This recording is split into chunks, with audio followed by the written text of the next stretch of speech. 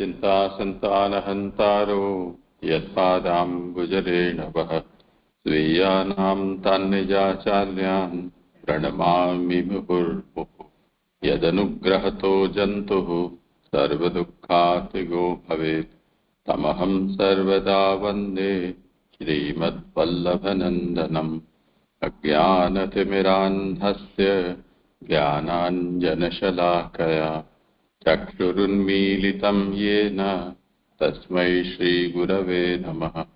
नमामि हृदये शेषे लीलाक्षीराब्धिशायिनं लक्ष्मीसहस्रलीलाभिः सेव्यमानं कलानिधिं चतुर्भिश्च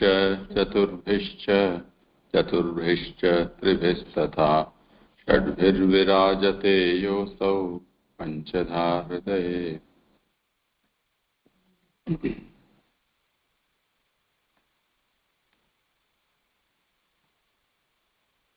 करो आरंभ।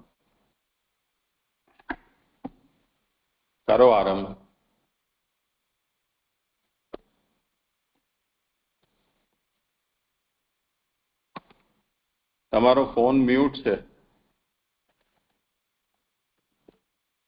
હા, દંડવત પ્રણામ દેજે. આનંદરૂપ હરિની આનંદરૂપ લીલા, તૃતીય સ્કંદ સર્ગ લીલા, એના અંતર્ગત 1 થી 4 અધ્યાયમાં વિદુજીના અધિકારનું વર્ણન છે. બદ્ધ સૃષ્ટિના પ્રકરણમાં ગુણાતીત સૃષ્ટિના પ્રકરણ 2 એમાં અધ્યાય 1 થી 6.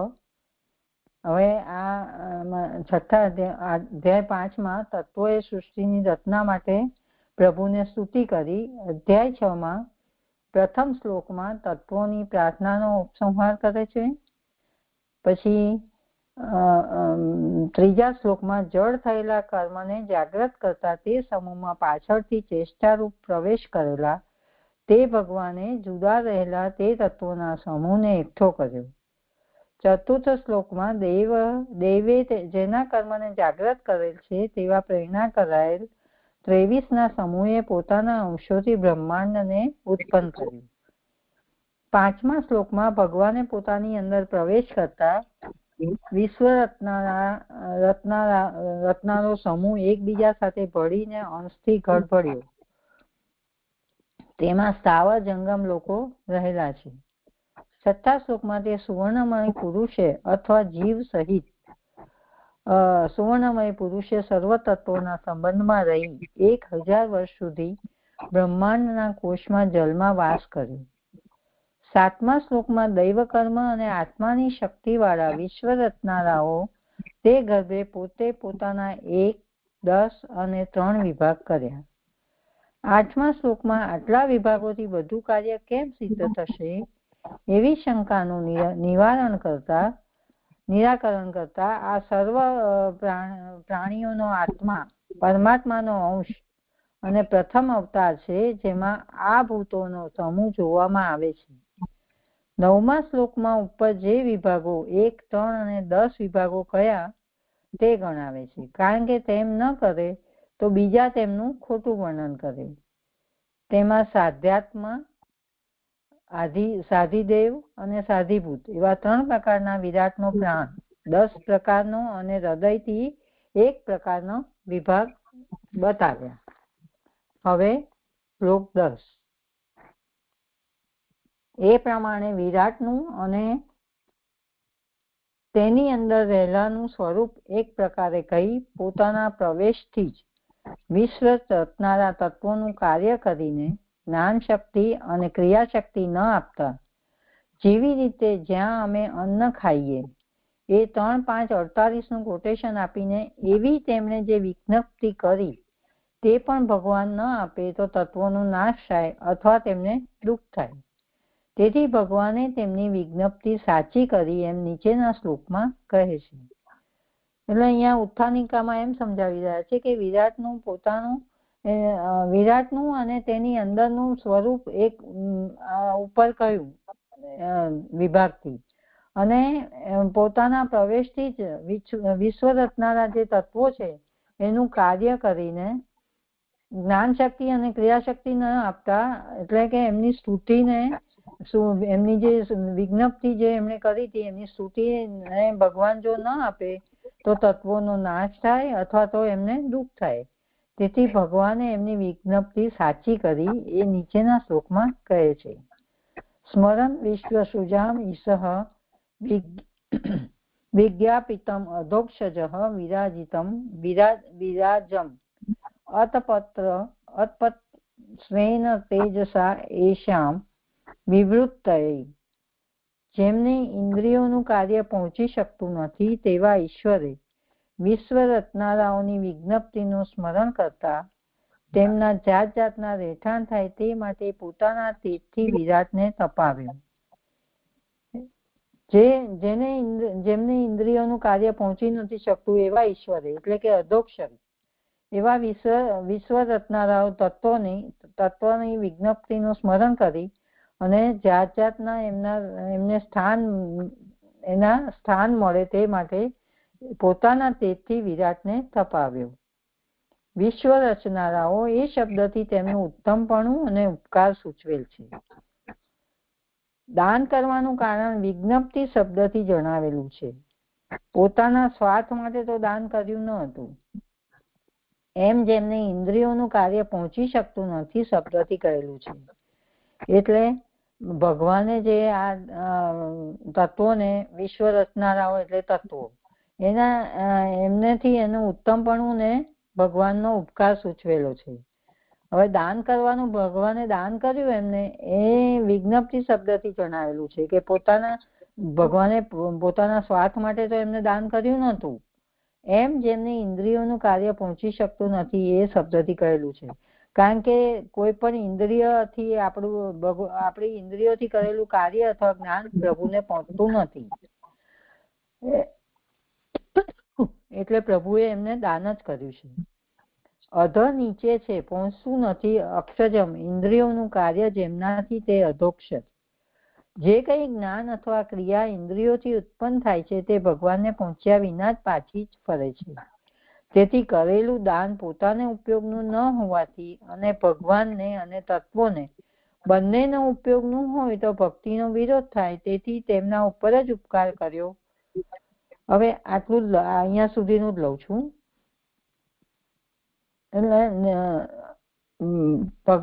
પ્રભુ કેવા છે કે જેને ઇન્દ્રિયોનું કાર્ય પહોંચી શકતું નથી. અધઃ એટલે કે અક્ષર ઇન્દ્રિયોનું કાર્ય અને જ્ઞાન જે કઈ ક્રિયા અથવા ઇન્દ્રિયોથી ઉત્પન્ન થાય છે તે ભગવાનને પહોંચ્યા વિના જ પાછી ફરે છે. એટલે એમને જે કરેલું જે દાન છે તે પોતાના ઉપયોગ માટે તો નહોતું જ કર્યું. એટલે ભગવાને પોતાને બંનેને ઉપયોગનું હોય તો ભક્તિનો વિરોધ થાય. એટલે જો ભગવાનને અને તત્વોને આ દાન જો કરેલું હોય દાન કર્યું તે જો બંનેને ઉપયોગનું હોય તો સ્વામી અને ભક્તનો સ્વામી અને સેવકનો જે સિદ્ધાંત છે એનો વિરોધ થાય. તેમના ઉપર જ ઉપકાર કર્યો. શું ઉપકાર કર્યો એ જાણવાની ઈચ્છા થાય. તેથી વિરાટને તપાવ્યો એમ કહેલું છે. એટલે એમના ઉપર જ એટલે કે તત્વો ઉપર જ ઉપકાર જ કર્યો છે પ્રભુએ. અને એ શું ઉપકાર કર્યો એ જાણવાની જો ઈચ્છા થાય તો એમ કહે છે કે વિરાટને તપાવ્યો એમ કહ્યું છે. એ ભગવાન સર્વ કરવાની શક્તિ વાળા છે. કાર્ય વિરાટ થઈ ગયું છતાં તેમના ઉપયોગ માટે પાછું તે કાર્યને સારી રીતે તપાવ્યું. એટલે તત્વોને એક ઉપયોગ થાય તેના માટે એ કાર્યને એટલે કે વિરાટને ફરી સારી રીતે તપાવ્યું. પોતાના તેજથી જ તેને તપાવેલું હોવાથી નકામો નાશ થાય તેવી રીતે તે તૂટી ગયું નહીં. એટલે ભગવાનના તેજથી જ એને તપાવેલું હતું. એટલે એનો નકામો નાશ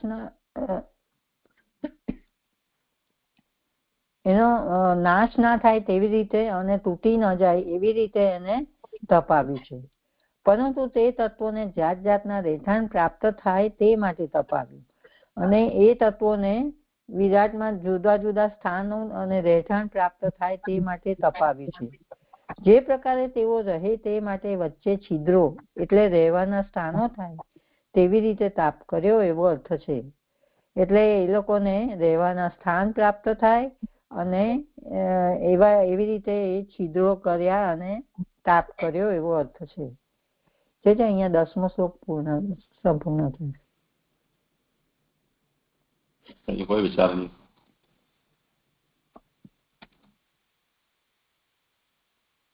મને તો નથી જોયું. હા જે પ્રણામ. અહીંયા જે 3:5:48 નો સંદર્ભ છે કે ત્યાં એમણે કહ્યું કે જેવી રીતે અન્ન ખાઈએ ને ત્યાં તેવી રીતે આપ અમને ચક્ષુ આપો એટલે જ્ઞાન શક્તિ આપો. તો અહીંયા એમને ઈ રેફરન્સ થી શું આપ્યું? હા હું કહું. સમજ પડી. હા હું કહું. એ રેફરન્સ પહેલા વાંચું. એમાં એવું કહેલું છે કે અમે આપની સેવા બજાવીએ, સમય પર અમે પણ અન્ન ખાઈએ, વળી આ લોક અમને તેમજ આપને બલિ આપી પોતે પણ અન્ન ખાઈ શકે એવી બુદ્ધિ અમને આપો. એટલે એમાં એવું કહ્યું છે, સ્તુતિ કરી છે તત્વોએ કે અમે આપની સેવા કરીએ અને સમય પણ અમે પણ એનો ભોગ કરી શકીએ. જે અન્ન ખાય એટલે ભોગ કરીએ અને લોક અમને બલિ આપે અને એ અન્ન ખાઈ શકે અને એ લોકો પણ પોતે ભોગ કરી શકે એનો, એવી બુદ્ધિ અમને આપો, એવું જ્ઞાન આપો. હા એ સમજ પડી શ્લોક નો વિષય. પણ જે અહીંયા ઉત્થાનિકા ઉઠાવીને કે આવું જો ભગવાન ન આપે તો એ તત્વનો નાશ થાય અથવા તેમને દુઃખ થાય, એટલે એવું સમજાય કે આપ્યું. પણ અહીંયા ઈ પછી જે શ્લોકાર્થ છે કે આવી રીતે એમના તેજથી રહેઠાણ થાય, એટલે આપે કહ્યું સ્થાન થાય, એની માટે તે પોતાના તેજથી વિરાટને તપાવ્યો. એટલે હું નથી સમજી શકતી કે કોણે તપાવ્યો પોતાના તેજથી અને આ ઉપરનો ઉત્થાનિકા સાથે આ વિષય કેવી રીતે જોડાય છે એ પ્રશ્ન થાય છે. એટલે મને અહીંયા એવું સમજાઈ રહ્યું છે કે જે તત્વએ સ્તુતિ કરી પ્રભુને, એટલે પ્રભુએ એ વિરાટને તપાવ્યું અને એમાં એ જે તત્વો હતા એમને રહેવા માટે સ્થાન આપ્યું અને એવી રીતે તપાવ્યું કે એમનો નાશ ન થાય અને એ તૂટી ન જાય.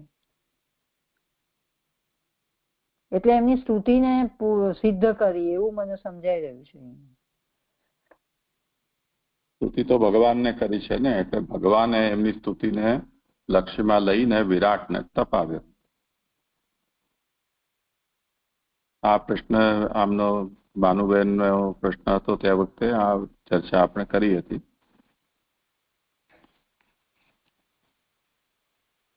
એટલે અહીં સરદાવા પ્રણામ. અહીં શું થયું કે એમને માંગ્યું કે અમે અન્ન ખાઈએ અને લોકોને પણ બલિ નો અન્ન એ લોક પણ લે, એટલે બધા હળી મળીને ખાઈએ. હવે એમને માંગ્યું છે ખાવાનું અને ભગવાને તપાવ્યું અને રહેવાના સ્થાન આપ્યા. બે વાત કરી તો એ ખાવાની વાત તો થઈ નથી, જો ભગવાન આપ્યું જ છે ને આપવાના હતા, પણ એમને તેથી પહેલા માંગ્યું તો અધોક્ષજ જે છે ને સરદાવા એ કોને લાગશે? મને એવું સમજાયું કે એ અધોક્ષજ અહીં લાગશે કે સમજી ન શક્યા ભગવાનની નો વિચાર, તેથી પહેલા માંગી લીધું, પણ ભગવાને તેને તપાવ્યું પણ અને રહેઠાણ પણ આપ્યા અને અન્ન પણ આપ્યું. એ ત્રણ વાતો અહીં મળી ગઈ. અન્નની વાત તો અહીં આવી જ નથી. જો અહીં રહેઠાણ આપ્યું અને તપાવ્યું, તો એ માંગ્યું નતું દેવોએ કે અમને તપાવો અને પછી અમને સ્થાન આપો, એમને તો બલિ જ માગ્યો હતો. તો એ મારો પ્રશ્ન હતો ત્યારે. પછી મેં આ આવશે ને શ્લોક ત્યારે આપને પૂછીશ, તો હવે જરા કરી આપો ને.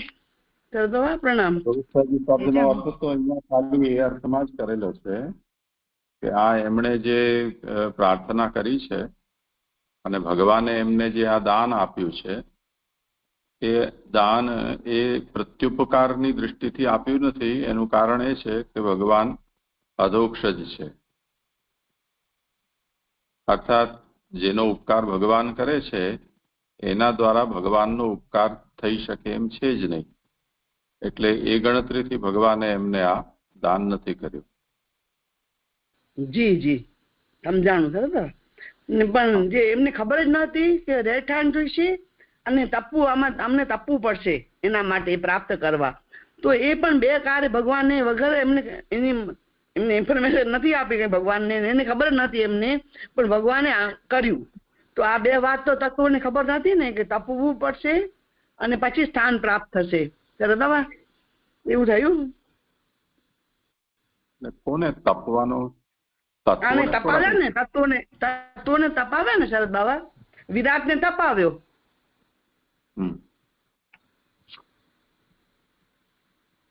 તો તપાવ્યો ને પછી સ્થાન આપ્યું રેવાનું. વિરાટને થોડું તપ્યા છે, તત્વો તપ્યા એવું હું સમજુ છું. તો બરાબર છે કે નહીં એમ? વિરાટને તપાવવાનું તત્વોને તપાવ્યા ને એવું સમજુ છું. એ ખોટું છે કે સાચું એ પૂછવું છે. તત્વોને નથી તપાવ્યા, વિરાટને તપાવ્યો છે. જી જી સર, આ ભૂલ હતી મારી. હા, વિરાજમ અતપત સ્વેન તેજસા, પોતાના તેજથી વિરાટને તપાવ્યો છે.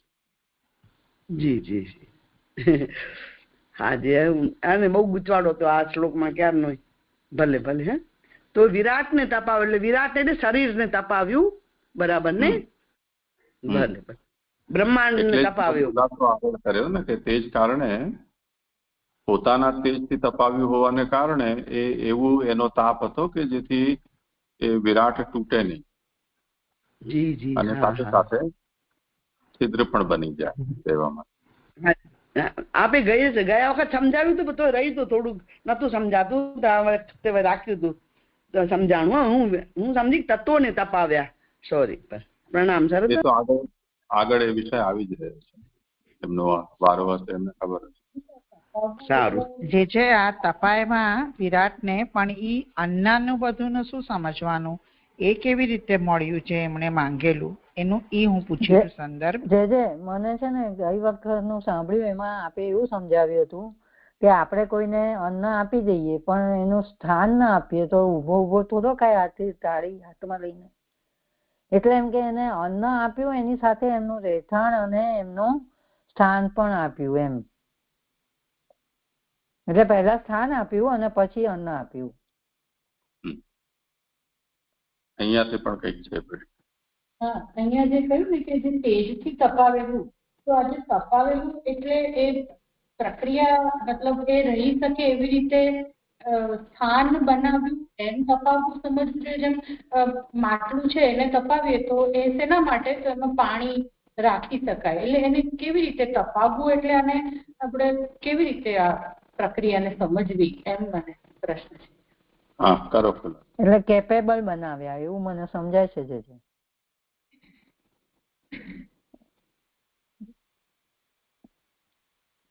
એ તો આગળ જે ગોલક બનાવવામાં આવ્યા છે એનાથી જ આનું આપણને અર્થ સમજવાનું થશે ને, તાત્પર્ય વૃત્તિથી. આગળ દરેક ઇન્દ્રિયોના ગોલકોનું જે નિર્માણ છે એ અર્થમાં જ તપનથી છિદ્ર વિરાટની અંદર થાય છે. જોઈન્ટ થયેલી વાતો છે, સમજાતી નથી. સરસ.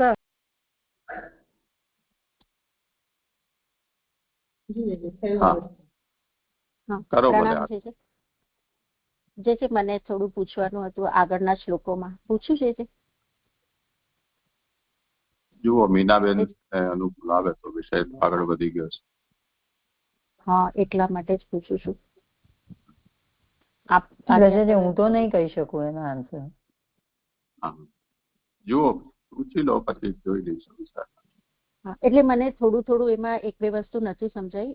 એક તો આ ત્રીજો જે શ્લોક છે ને, એમાં એવું કહ્યું છે કે જડ થયેલા કર્મને જાગૃત કરતા. તો જડ થયેલા કર્મ એટલે શું ને એ મને થોડું સમજવું હતું છે.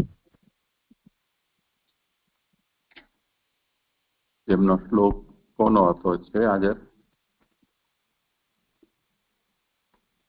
ભાવનાબેન.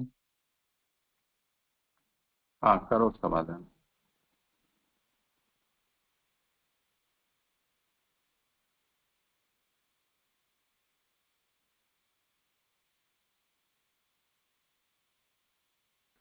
ભાવના છે.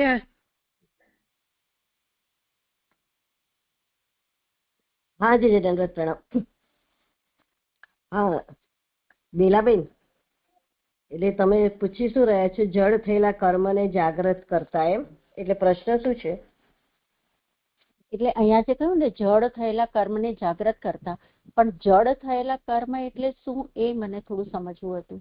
એટલે આગળ જે સૃષ્ટિની રચવા માટે જે તત્વોને ઉત્પન્ન કર્યા, અને તો એ જે તત્વો હતા એ બધા છૂટા છૂટા હતા, એટલે એ કોઈ કાર્ય કરવાને સમર્થ જ ન હતા, એટલે ત્યાં જડ કીધા છે. એટલે કોઈ કાર્ય કરી શકે તો એ ક્રિયાશીલ કહેવાય, અને કાર્ય ન કરી શકે એટલે જડ કહેવાય. બરાબર?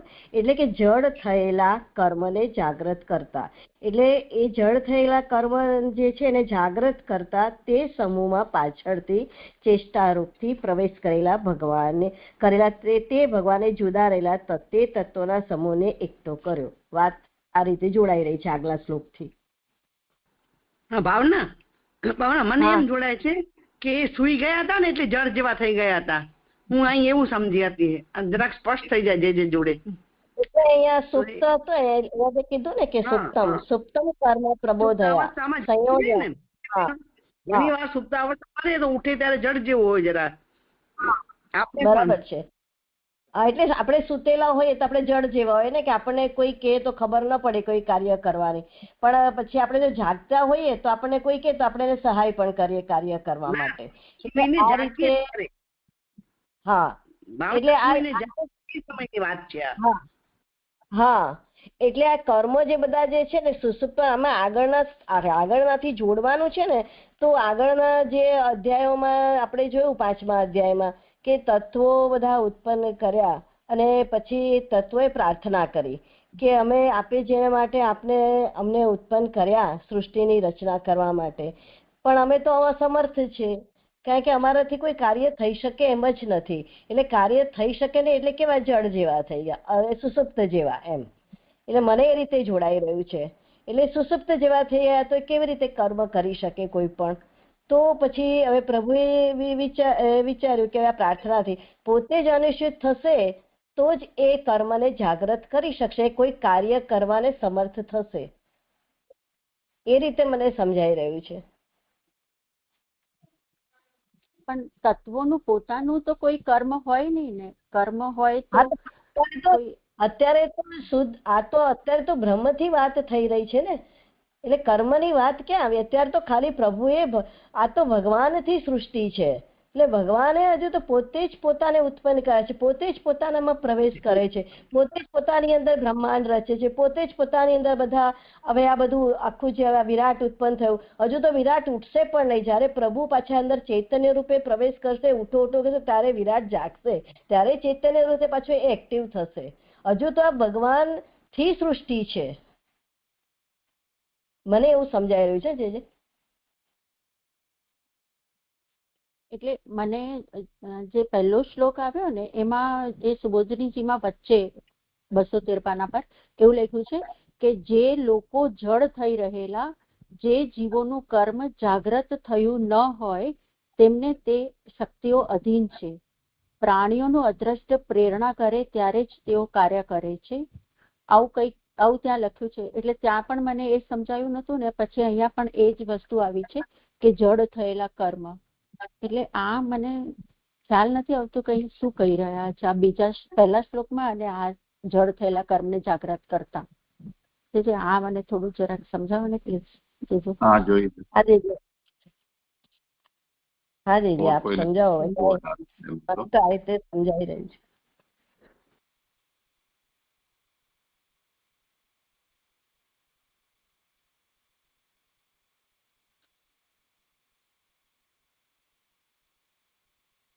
પહેલા શ્લોકમાં જે પ્રસુપ્ત લોક તંત્રાણામ છે ને એના 2 અર્થ કર્યા છે, જે અહીંયા 213માં પાના પર જે તમે વાંચ્યું ને બેલાબેન ત્યાં આગળ.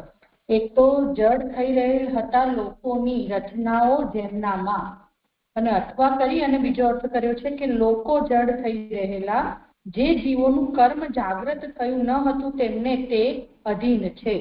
આવી રીતે ત્યાં અર્થ કર્યો. અને અહીંયા આગળ પ્રાણીઓનું જડ થઈને થયેલા કર્મને જાગ્રત કર્યા, એનાથી પ્રભુ જે પોતાની સાથે કાલ શક્તિ સાથે ભગવાને જે પ્રવેશ કર્યો છે એને બતાવી રહ્યા હોય એટલું સમજાય છે. એનાથી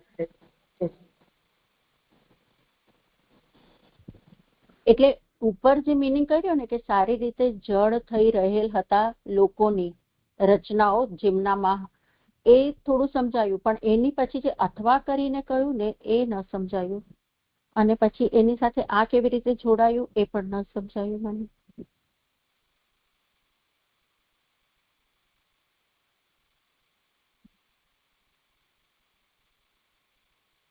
એક તો અહીંયા જે જડ શબ્દ છે એ મૂળમાં પ્રસુપ્ત કે સુપ્ત શબ્દ છે એનો અનુવાદ છે.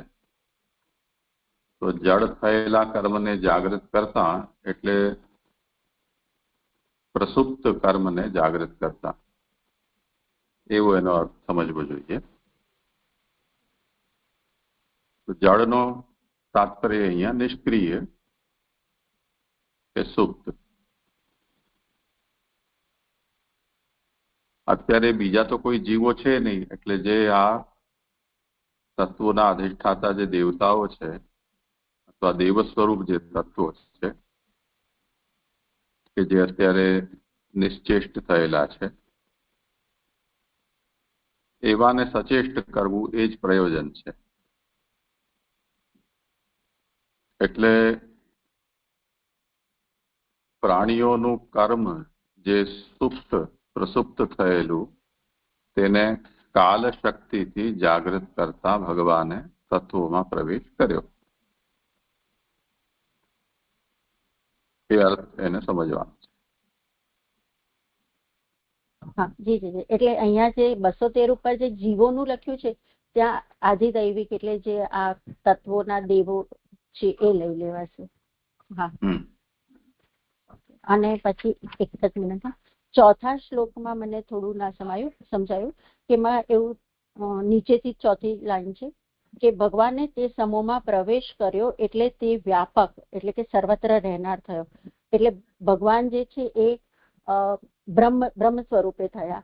પછી એવું કહ્યું કે તેથી થોડા જ તે સમૂહના અંશોથી બ્રહ્માંડ રચાયું. એટલે બ્રહ્મ વ્યાપક છે અને એના અમુક અંશથી જ ઘણા બધા બ્રહ્માંડો રચાયા, એવું સમજવાનું.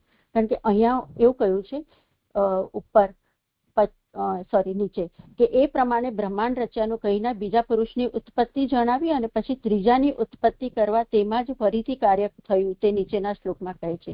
એટલે આ જે બ્રહ્માંડ થયું એ સમષ્ટિ બ્રહ્માંડ એટલે ઘણા બધા બ્રહ્માંડોમાંનું બ્રહ્માંડ થયા.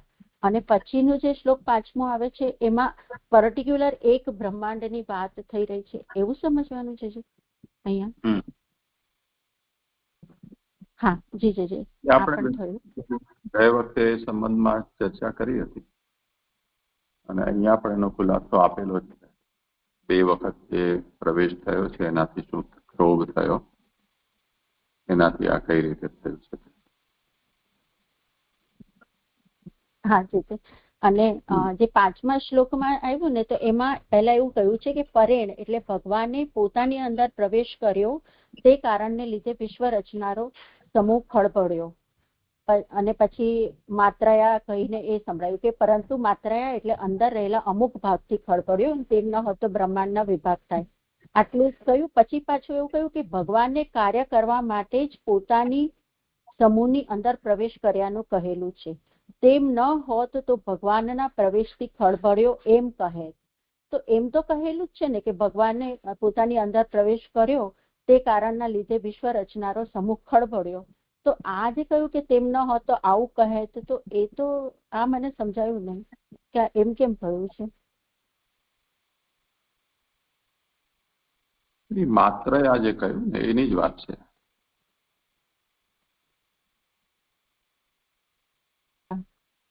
એટલે જે ભગવાને અંદર પ્રવેશ કર્યો તે માત્રાથી, એટલે જેમ આગળ બી માત્રયા આવ્યું માત્રા ભી અધિપુરુષમ, એવી રીતે અહીંયા પણ માત્રાથી જ લેવાનું, એવું જ સમજવાનું ને. જે પર્ટિક્યુલર બ્રહ્માંડની વાત થઈ રહી છે એમાં પણ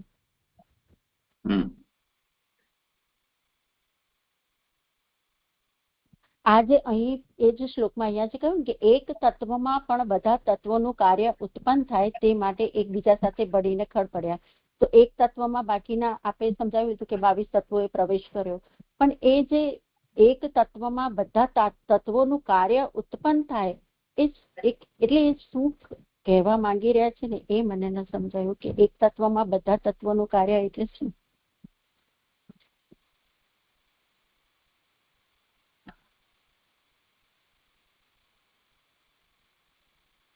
આના પૂર્વના શ્લોકમાં જે એ વાત કહી ને કે ભગવાનનો પ્રવેશ થવાથી આ જે તત્વગણો છે એમાં વ્યાપકતા આવી અને એ કારણે ગણાંશૈ અલ્પૈરેવ બ્રહ્માંડ નિર્માણમ જાતમ. એ અલ્પ ગણાંશથી બ્રહ્માંડનું નિર્માણ થયું. તો એને અહીંયા સ્વાભિ માત્રાભિ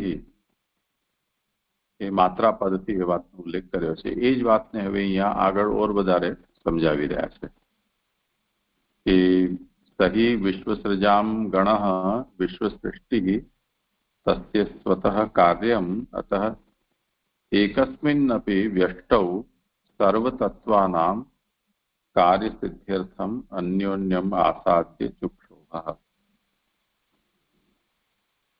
એટલે એક વખત ભગવાને જે ક્ષોભ કર્યો જેને કારણે અહીંયા આમના અંદર એ પ્રકારનું સામર્થ્ય આવી ગયું. પછી હવે જે આ ક્ષોભ પામેલા તત્વો છે એ વિશ્વની સૃષ્ટિ એમની આપમેળે થઈ શકે તે જાતનું એની અંદર સામર્થ્ય આવ્યું. એટલે એકસ્મિન વ્યષ્ટૌ સર્વતત્વાનાં કાર્યસિદ્ધ્યર્થમ અન્યોન્યમ આસાદ્ય ચુક્ષોભઃ.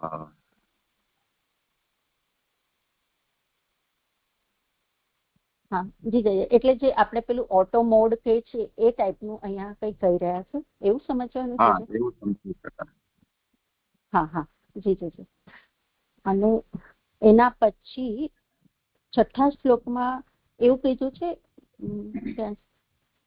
છઠ્ઠા શ્લોકમાં સેકન્ડ પેરાગ્રાફમાં વ્યક્તિઓ પણ તે સમયે શયન જ કરતી હતી એમ સર્વ સત્વોના સંબંધમાં રહી શબ્દોથી કહેલું છે. તો અહીંયા વ્યક્તિઓ એટલે વ્યષ્ટિ જીવો લેવાનું છે. વ્યષ્ટિ હા તત્વો. હા અને પછી જે કહ્યું ને કે એમ સર્વ સત્વોના સંબંધમાં રહી સર્વ સત્વો એટલે દેહોમાં જીવની પેઠે સતનો અંશ હોવાથી, એટલે જો જીવની પેઠે કાઢી નાખે તો સર્વ સત્વો એટલે દેહોમાં સતનો અંશ હોવાથી તેમને સત્વો કહેલા છે. એટલે આ જે તત્વો છે એ પણ આધિદૈવિક સ્વરૂપથી એ દેહવાળા છે એટલે અહીંયા સત્વો પણ કયા, એવી રીતે સમજવાનું આ સત્વો.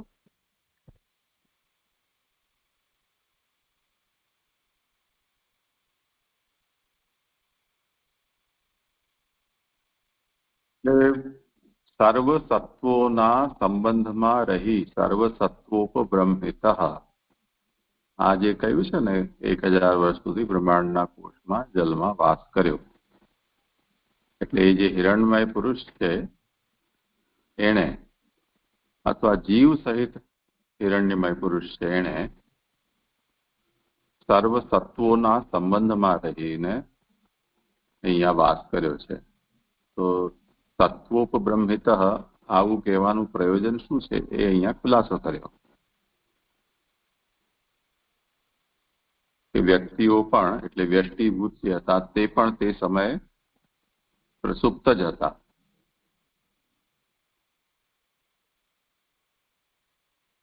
એટલે ન કેવલ પ્રવિષ્ટ થયેલા જે ભગવાન છે તે, પરંતુ જેમાં પ્રવેશ કરેલો છે તે પણ અહીંયા જલની અંદર પ્રસુપ્ત જ હતા.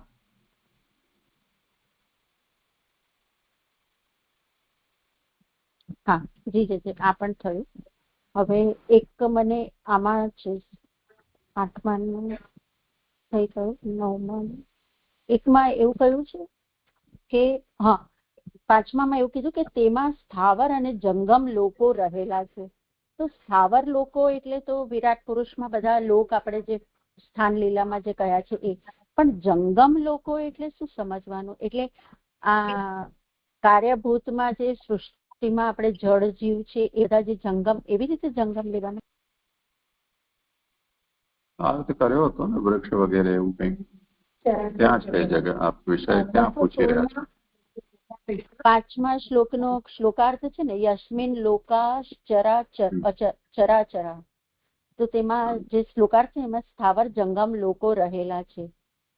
એ જે ઘાસનું ને એનું થયું ને, એ તો અહીંયા 6થા શ્લોકમાં માટીના જીવના સંબંધી સ્થાવરના કાષ્ટ વગેરે જુદા જુદા સારૂપ ભાગો થાય છે, ત્યાં આપણે વેલ ઘાસ વગેરેનું કર્યું હતું.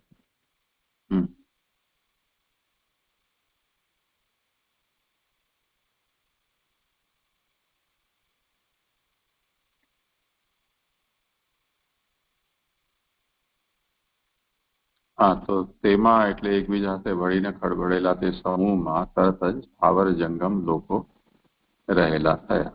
તો એ તો જે આગળ એનો અર્થ બતાવેલો છે એ જ અહીંયા લાગુ પડશે ને, અલગ થોડો થશે. ઓકે, એટલે આ જે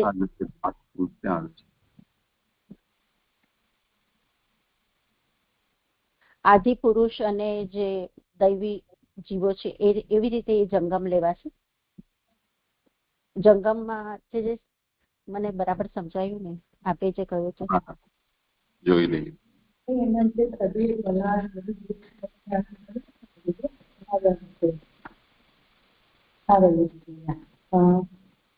છઠ્ઠા શ્લોકમાં જે પહેલો કરેલા છે ને, ત્યાં આગળ 3 નંબરની સંપન્ન છે ને, પછી બ્રેકેટમાં જીવના સંબંધથી સ્થાવરના કાષ્ટ ભાગો થયા.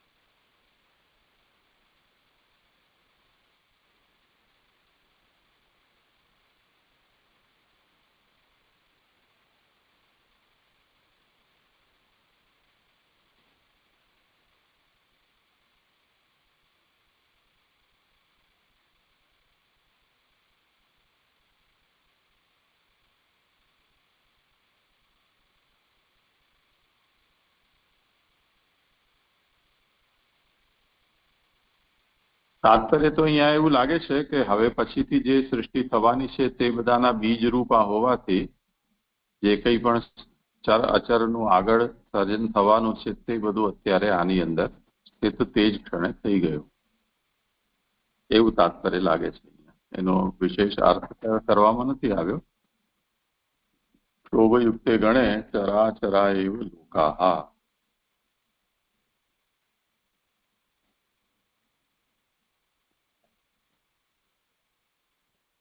હા જી જે થયું, હવે થઈ ગયું મારું. પ્રણામ જે થેન્ક યુ.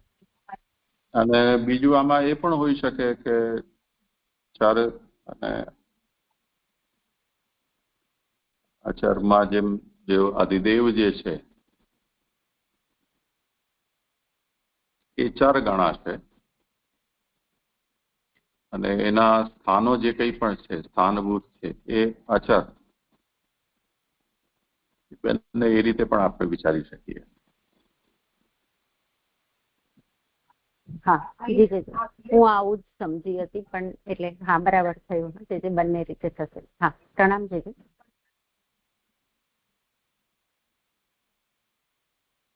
કરો બોલે. હા જી જી. શ્લોક 11મો. તે છિદ્રોનો પોતાને ભગવાનને ઉપયોગ નહીં હોવાથી નીચેના શ્લોકમાં જુદા આરંભથી તે કહે છે. અથ તસ્ય અભિતપ્તસ્ય કતિધા આયતનાની નિર્ભિદ્યંત દેવાનામ તાની મે ગદતઃ શૃણુ. પછી અહો, સારી રીતે તપેલા તેમાંથી દેવોના કેટલા સ્થાનો દેખાયા તેમને હું કહું છું, સાંભળ. હવે મૈત્રેયજી વિદુજીને કહી રહ્યા છે કે આ રીતે જે એક્ટિવેટ કર્યા બધા તત્વોને, એમાંથી દેવોના કેટલા સ્થાનો દેખાયા તે હું તને કહું છું. ભગવાનના તેજથી સારી રીતે તપેલા તે વિરાટમાંથી કેટલા સ્થાનો દેખાયા તેમને તું જાણતો હોય તો હું ન કહું, અને ન જાણતો હોય તો કહું એવા અભિપ્રાયથી કેટલા એમ કહેલું છે. એ કેટલા શબ્દોને સમજાવતા એમ કહી રહ્યા છે કે ભગવાનના તેજથી જે વિરાટમાં કેટલા સ્થાનો દેખાયા તે એમ કે મૈત્રેયજી વિદુજી ન જાણતા હોય તો મૈત્રેયજી એમને કહે. ચ અને શબ્દથી જીવને માટે અને પોતાને માટે એવા તેમાંના પ્રકારોનો સમાવેશ કરેલો છે. એટલે પહેલી ફૂટનોટ છે પોતાને માટે એટલે વિરાટ પુરુષને માટે. એટલે એ વિરાટ પુરુષને માટે એવા પ્રકારોનો સમાવેશ કરેલો છે. એટલે કેટલા જે આગળ કહ્યા ને કે કેટલા સ્થાનો દેખાયા એટલે એ વિરાટ પુરુષ માટે કહ્યા. છિદ્રથી વિરાટનો નાશ થયો હશે એવી શંકા સ્થાનો શબ્દથી ખોટી ઠરાવેલી છે. એટલે આમાં જે છિદ્રો થયા વિરાટમાં તેમાંથી એનો નાશ થયો હશે એનો એવી શંકા જે છે એ સ્થાનો શબ્દથી એટલે સ્થાન શબ્દ જે આપ્યો છે આયતનાની એટલે એમ કે એનાથી આ ખોટી ઠરાવેલી છે કે છિદ્રો પડવાથી વિરાટ એટલે એમાં એનો નાશ નથી થયો પણ એમાં સ્થાનો બન્યા છે. કારણ કે છિદ્રો પણ તત્વોના ઘર રૂપ જ થયા. જે છિદ્રો છે એ તત્વોના ઘર રૂપ જ એટલે સ્થાન રૂપ જ થયા છે. અહો શબ્દ આશ્ચર્ય દર્શાવે છે. તે દેવોના સ્થાનો હોવાથી અંગમાં કઈ ખોટ થઈ નહીં. તે સ્થાનોને તું ન જાણતો હોય તો હું કહું છું તે સાંભળ. એટલે આ દેવોના સ્થાનો એ જે છિદ્રો થયા એ દેવોના સ્થાનો થવાથી એના અંગમાં કઈ ખોટ થઈ નથી વિરાટના અંગમાં. અને એ સ્થાનોને જો તું ન જાણતો હોય તો હું તને કહું છું તે તો સાંભળ. હું તારા માટે જ કહું છું તેથી દેવોનું રહસ્ય ખુલ્લું કરવાથી દોષ નહીં થાય.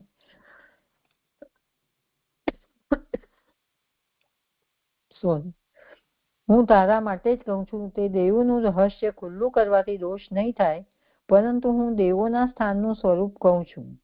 આજ્ઞા વિના સાંભળવાથી ચોરી થાય તેથી તારે પણ સાંભળવું એવી આજ્ઞા કરું છું. એટલે હું તારા માટે જ કહું છું. અને આ દેવોનું જે રહસ્ય છે એટલે કે એમના જે સ્થાન છે એ હું નથી કહેતો પણ એટલે મને દોષ નહીં થાય પણ હું દેવોના સ્થાનનું જે સ્વરૂપ છે સ્થાનનું જે સ્વરૂપ છે એ હું તને કહીશ.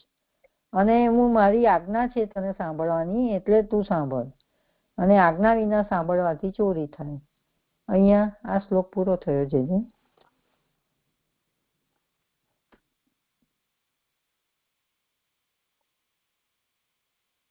રહું આગળ? હા કરો. હા. શ્લોક 12મો. નીચેના શ્લોકથી આરંભી તે સ્થાનો કહે છે. હવે નીચેના શ્લોકમાં આ જે સ્થાનો પ્રાપ્ત થયા વિરાટને એમાં પહેલું સ્થાન કહી રહ્યા છે. તસ્ય અગ્નિ આસ્યમ નિર્ભિન્નમ લોકપાલઃ અવિશત પદમ વાચા સ્વઅંશેન વક્તવ્યમ યયા અસૌ પ્રતિપદ્યતે. તેનું મુખ દેખાયું. લોકપાલ અગ્નિએ પોતાના અંશ વાણી સાથે તે સ્થાનમાં પ્રવેશ કર્યો કે જે વાણીથી આ વાણીની ક્રિયા પ્રાપ્ત કરે છે. એટલે સૌથી પહેલા લોકપાલ અગ્નિએ પોતાના અંશ સાથે એટલે પોતાનો અંશ વાણી એની સાથે એ સ્થાનમાં મુખમાં પ્રવેશ કર્યો અને જે વાણીથી એટલે કે જે વાણીથી પોતાના અંશ વાણી સાથે એમને પ્રવેશ કર્યો એ વાણીની ક્રિયા પ્રાપ્ત કરે છે. એ વાણી વડે એ વાણી એટલે વક્તવ્ય પ્રાપ્ત કરે છે. વાણીની ક્રિયા એટલે વક્તવ્ય. તે વિરાટના દેખાયેલા આસ્ય મુખમાં અગ્નિએ પ્રવેશ કર્યો. વાણીમાં ઉત્પન્ન થતો ભોગ અગ્નિનો છે.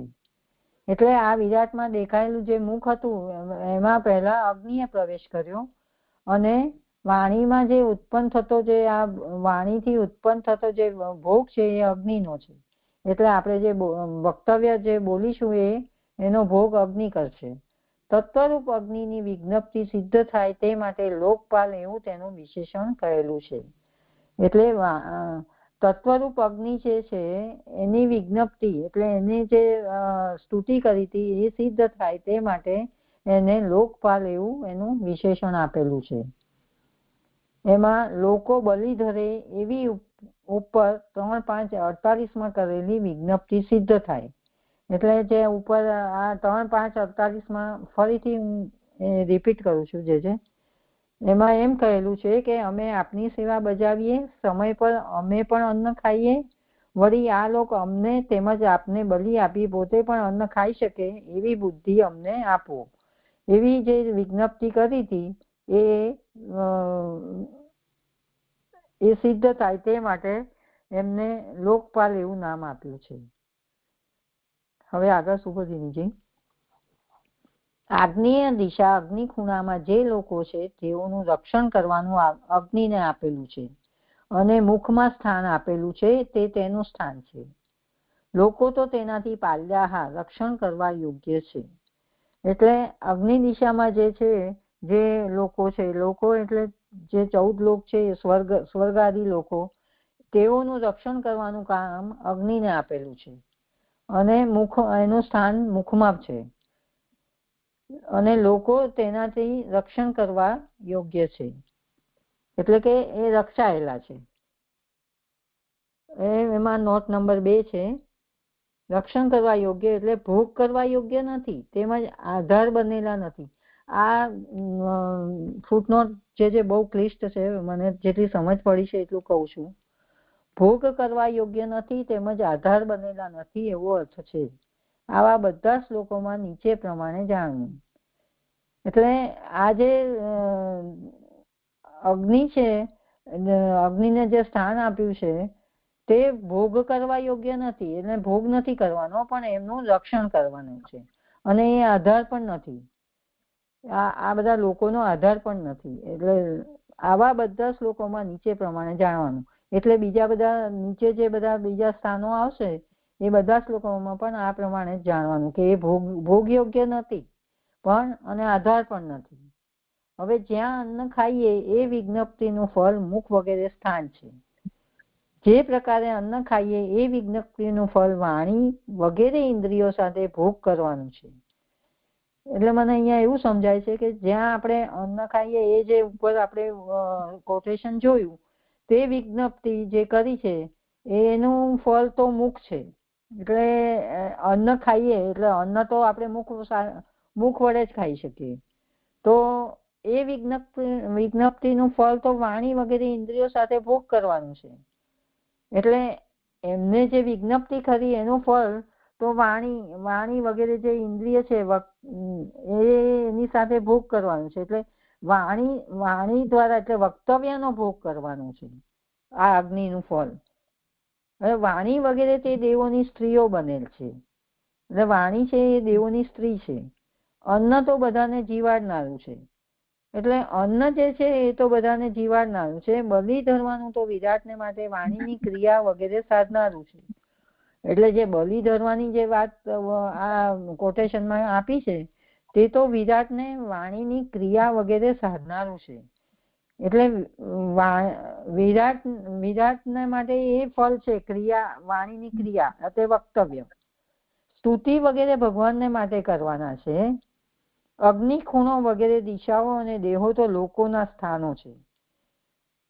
એટલે સ્તુતિ તો ભગવાન માટે કરવાની છે અને અગ્નિ ખૂણો છે અને દિશાઓ છે એ તો અને દેહો એ સ્વર્ગ વગેરે લોકોના સ્થાનો છે. સર્વ દેવતા ઇન્દ્રિયો અને ઇન્દ્રિયોના સ્થાન સાથે લોકોને તે સ્થાનોમાં રહેવાનો પ્રકાર છે. અને આ બધા દેવતાઓ જે છે પછી ઇન્દ્રિયો અને ઇન્દ્રિયોના જે સ્થાન આપ્યા એ બધા લોકોને રહેવા માટેના સ્થાન અથવા તો પ્રકાર છે. અને અન્ન તો તે દેશોમાં ઉત્પન્ન થતું પોતપોતાના અદ્રષ્ટથી પ્રાપ્ત થતું ખાવાનું છે. એટલે આ દેશોમાં ઉત્પન્ન થતું અન્ન છે અને અદ્રષ્ટથી પ્રાપ્ત થવાનું છે. એટલે દરેકને પોતાના દય પ્રમાણે ખાવાનું મળે છે. તે દેવોની અને ભગવાનની પૂજા કરવી તે બલિ ધરવાનું છે. એટલે આ જે દેવો છે એ અને ભગવાનની પૂજા કરવી એ બલિ ધરવાનું. એટલે અગ્નિનું કાર્ય છે એ દેવ છે આના મુખનું અને એનું જે બલિ ધરવાનું છે એ વાણી છે. એવું અહીંયા સમજાવી રહ્યા એવું લાગે છે કે અન્ન નથી. આટલું સમજાય છે જે મને આ બહુ ક્લિષ્ટ લાગે છે, આપ સમજાવો.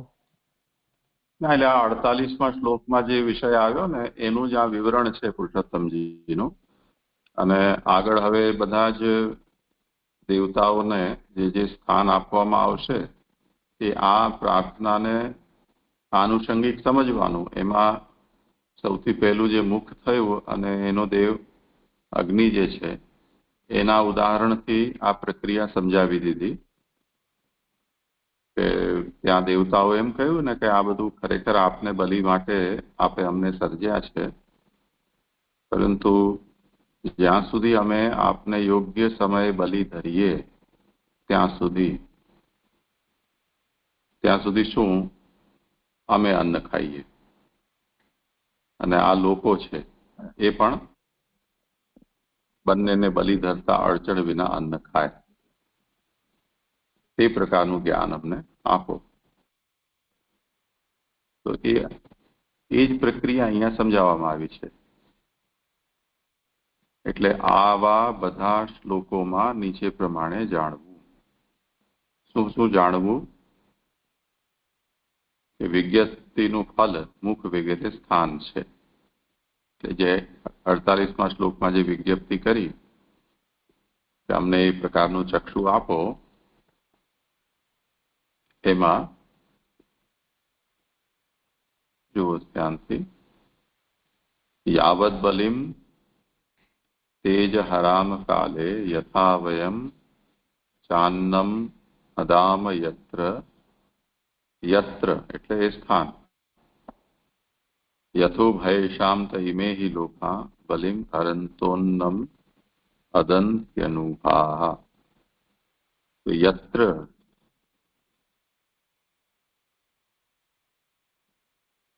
એ સ્થાન અહીંયા બતાવ્યું, મુખ વગેરે સ્થાન. પછી યથા વયમ અન્નમ અદામ, જે પ્રકારે અમે અન્ન ખાઈએ. મુખ સ્થાન થયું, એનું ફલ વાણી, એટલે મુખનો મતલબ ઉપલક્ષણ છે. આગળ જેટલા પણ ઇન્દ્રિયના ગોલક કહેવામાં આવશે એ બધા મુખના ઉપલક્ષણથી સમજવાના. પછી એનું ફલ એટલે કે જેની સાથે ભોગ કરવાનો છે એ અહીંયા મુખના સંબંધમાં વાણી સમજવાનું છે. તેવી જ રીતે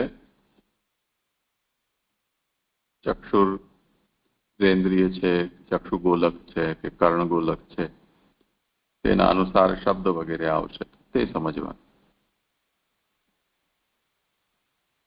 એટલે વાણીને અહીંયા ઇન્દ્રિયો સાથે ભોગ કરવાનું છે એટલે ભોગ્ય તરીકે કહેલું છે. એનો અભિપ્રાય શું?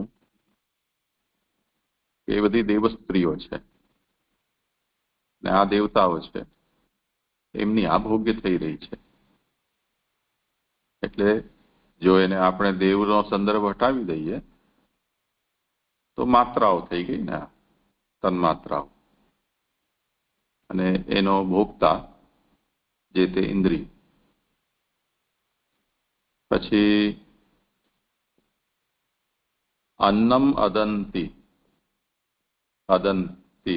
અનુહાહા, એ જે કહ્યું એમાં અન્ન જે છે એને શું સમજવાનું? તો અન્ન તો બધાને જીવાડનારું છે. એટલે અન્નના સંદર્ભમાં અહીંયા આ બધા જ ઇન્દ્રિય ગોલક અને ઇન્દ્રિયોની માત્રાના સંબંધમાં એમ સમજવાનું કે એ બધા જે કોઈ પણ રીતે એ અસ્તિત્વ એમનું પોતાનું ટકાવી રાખે તે એમનું અન્ન. તે પછી બલિમ હરંતઃ,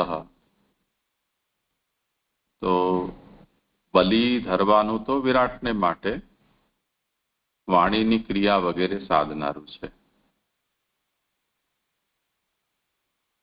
આ બધું પ્રાપ્ત કોના માટે છે? બલિને, વિરાટને બલિ અર્પણ કરવાના હેતુથી છે ને, તો એ વિરાટ માટે છે. તો વાણી જે છે એ જ્યારે પોતાની ક્રિયા કરશે તો એ ક્રિયાથી વિરાટને બલિ અર્પિત કરશે. તે પછી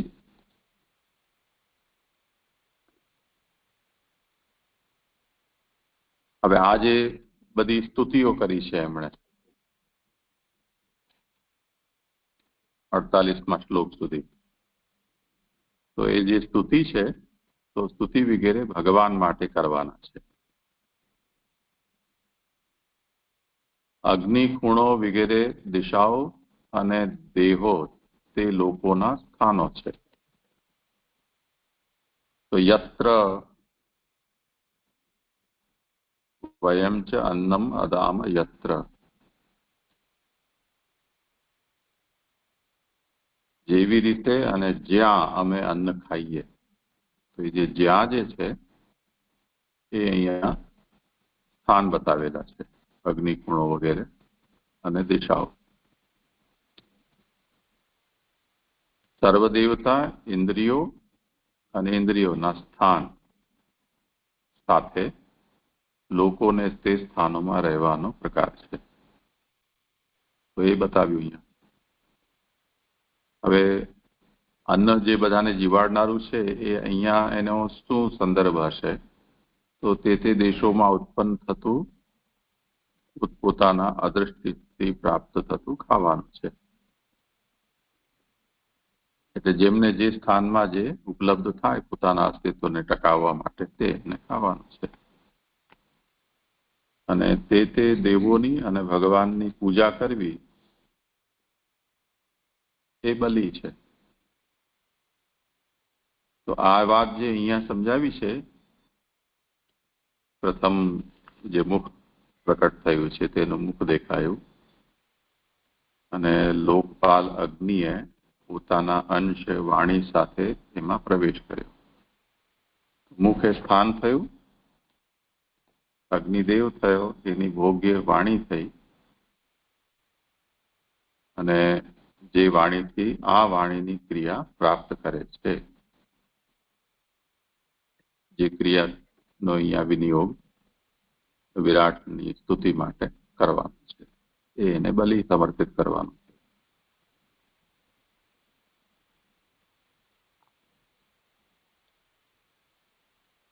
એ જે છે થોડી ઘણી સમજ પડી, બહુ નથી સમજ પડતી હજી.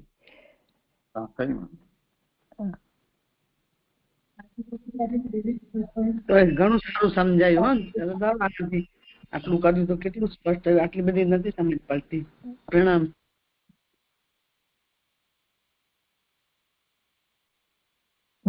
જે આગળ સુબોધિની, હવે તેનો ભોગ તો વાણીમાં જ છે. એક મિનિટ જે દંડવત પ્રણામ, ક્ષમા જોજે. આપે અહીંયા સમજાયું તે સમજાયું મને.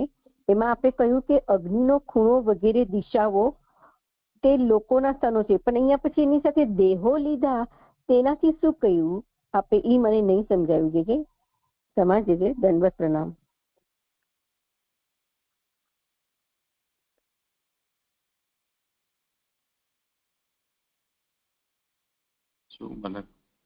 દેહો, હા, દેહો લખ્યું છે ને કે જે અગ્નિ ખૂણો વગેરે દિશાઓ એટલે જ્યાં અન્ન ખાઈએ એના માટે આપણે કહ્યું કે તે સ્થાનો, આ અગ્નિ ખૂણો અને દિશાઓ.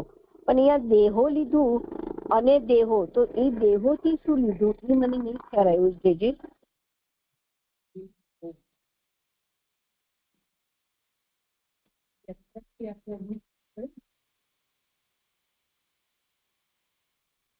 જે મને એવું સમજાયું કે દેહો એટલે જે આ સ્વર્ગ વગેરે લોકોના જે લોક છે, સ્વર્ગાધિક એના સ્થાન છે એમ.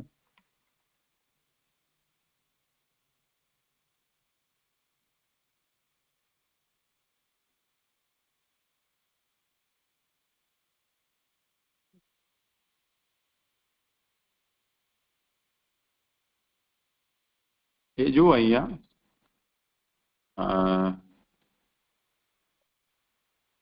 આજ પૃષ્ઠ ઉપર સૌથી ઉપર સુબોધનીજીમાં આગ્નેય દિશા એટલે અગ્નિકુંડો, એમાં જે લોકો છે તેઓનું રક્ષણ કરવાનું અગ્નિને આપેલું છે. એટલે આ દિક્પાલ થયા, એટલે દિશાના નું પાલન કરનારા. અને મુખમાં સ્થાન આપેલું છે તે તેનું સ્થાન છે.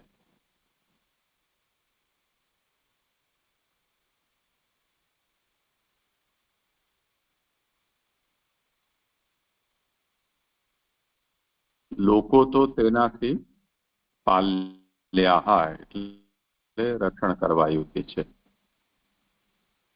અને ભોગ તો વાણીમાં છે. તો અહીંયા જે દિશા બતાવી ને ઉપર હા, અગ્નિકુંડો વગેરે દિશાઓ અને આયતન દેહનો ના માટે અહીંયા મૂળમાં જે શબ્દ છે એ આયતન. તો દેહો તો લોકોના સ્થાનો છે, એટલે એમનું આયતન શું? તો તે અગ્નિ કોણમાં જે લોકો છે એ એમનું આયતન છે. હા જી, હવે સમજાયું જી. ખૂબ ખૂબ દંડવત પ્રણામ. આ પ્રક્રિયા થોડી એક બે વખત ઓર સમજી લેજો, એટલે આગળના જેટલા પણ હવે આવા આવશે ને ગોલક દેવતાઓ, એમની બલિ, એમનો ભોગ, એમનું સ્થાન, એમનું આયતન, એ બધાને એના અનુરૂપ એના સાથે લાગુ કરવાનું છે. એટલે ત્યાં આ પ્રક્રિયા પુરુષોત્તમજી અહીંયા બતાવી છે એમ દરેક વખતે રિપીટ ન પણ કરે, કોઈ કોઈક જગ્યાએ કરશે, પણ જેટલો અંશમાં વિશેષ જરૂરી હશે. આજે બે નંબરની પુસ્તક છે ને એમાં આવા બધા શ્લોકોમાં આ વાત અથવા આવું બધા શ્લોકમાં નીચે પ્રમાણે આવા બધા જે લખ્યું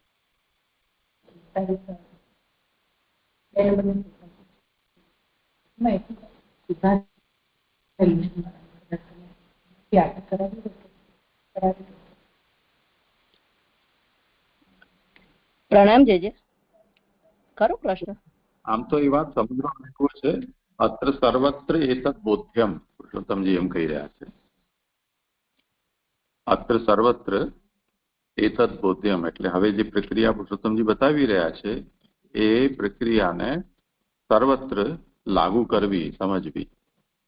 તો આવા બધા શ્લોકોમાં એનો તાત્પર્ય જો આપણે આ 12મો શ્લોક લઈએ, કે આ 12મા શ્લોકમાં જે રીતે નિરૂપણ કરવામાં આવ્યું છે તે રીતનું નિરૂપણ જેટલા શ્લોકોમાં આવે એ બધામાં નીચે પ્રમાણે જાણવું, તો એ સમજી શકાશે.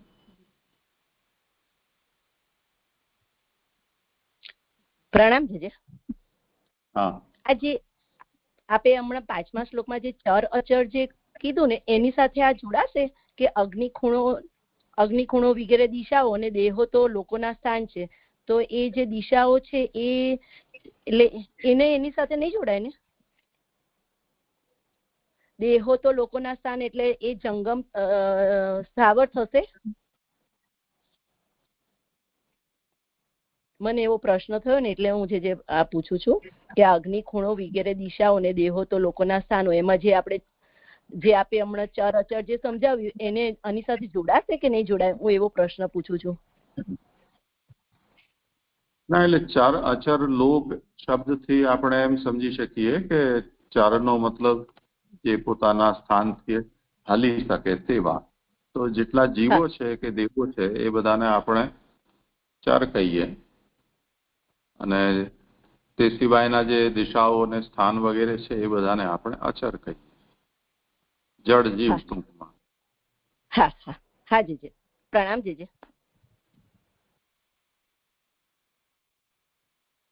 હા, લઉં છું જે આગળ. તેનો ભોગ તો વાણીમાં જ છે. પોતાના અંશ વાણી શબ્દોથી એમ જણાવેલું છે કે વાણી ઇન્દ્રિય અગ્નિનું આધ્યાત્મિક રૂપ છે. એટલે આ વાણી છે એ એટલે કે અગ્નિનું અંશ વાણી છે, અને એ જે વાણી છે એ ઇન્દ્રિય અગ્નિનું આધ્યાત્મિક રૂપ છે. સંગ દોષ સાથેનો અગ્નિ વાણી કહેવાય છે. એમાં ફૂટનોટ 3 સંગદોષ એટલે ગોલક ના સંબંધરૂપ દોષ આસક્તિને લીધે શરીરના સંબંધથી રહેતા હોવાથી આધ્યાત્મિક થાય છે. આસક્તિ વિના રહે ત્યારે દેવતા છે. રાજસપણાને લીધે આસક્તિ વાળા થાય છે. એટલે અહીંયા એમ કહી રહ્યા છે કે જે ગોલકનો સંબંધ થાય છે વાણીને, એ એની આસક્તિને લીધે જ, અને એટલે શરીરનો સંબંધ થાય છે એના સંબંધથી એ આધ્યાત્મિક છે. પણ આસક્તિ વિના જો રહે તો ત્યારે ત્યાં દેવતાનો વાસ છે, એટલે ત્યાં અગ્નિ દેવતા છે. અને જો રાજસપણાને લીધે જો કદાચ આસક્તિ વાળો થાય, રાજસપણાને લીધે એ આસક્તિ વાળો થાય છે. સાત્વિકપણું હોય તો આસક્તિ થતી નથી. દેવતા અને ઇન્દ્રિય બંને વાસ્તવિક રીતે અહંકારમાંથી ઉત્પન્ન થયેલ હોવાથી અંશી અને અંશનો સંબંધ છે. એટલે અહીંયા પુરુષોત્તમજી એમ કહી રહ્યા છે કે જો સાત્વિકપણું હોય તો આ સંગદોષને લીધે આસક્તિ નથી થતી. અને દેવતા અને જે ઇન્દ્રિયો છે એ બંને વાસ્તવિક રીતે તો અહંકારમાંથી ઉત્પન્ન થયેલા છે, એટલે અંશી અને અંશનો સંબંધ તો છે જ એને કોને. આગળ સુબોધિની તેથી જ વાણી અગ્નિનો પોતાનો અંશ છે. એટલે વાણી જે છે એને અગ્નિનો પોતાનો જ અંશ છે. એમાં નોટ નંબર 4 જેનામાં અભિમાન રાખવાનું છે તેવો અંશ. તે પ્રમાણે જે રાજસ, જે સાત્વિક ને અભિમાન રાખવા ભગવાને આપેલ હોય તે રાજસ, તે સાત્વિકનો અંશ છે. આ પણ નોટ બહુ ક્લિષ્ટ છે, થોડી ઘણી સમજ પડી છે. એમાં હું કહું કે જેનામાં અભિમાન એટલે અભિમતિ રાખવાની છે તેવો અંશ છે. એટલે અગ્નિનો અંશ છે વાણી, એમાં એને અભિમતિ રાખવાની છે, એટલે કે એનું નિયમન કરવાનું છે. તે પ્રમાણે તે રાજસ, જે સાત્વિકને અભિમાન રાખવા ભગવાને આપેલ હોય, એટલે કે જે રાજસ છે, રાજસતા છે, એ સાત્વિકને અભિમાન રાખવા માટે ભગવાને આપેલ હોય તે રાજસ અને સાત્વિકનો અંશ છે. આ લાઈનમાં મને જરાય સમજ નથી પડતી જે છે શું કહેવા માંગે છે.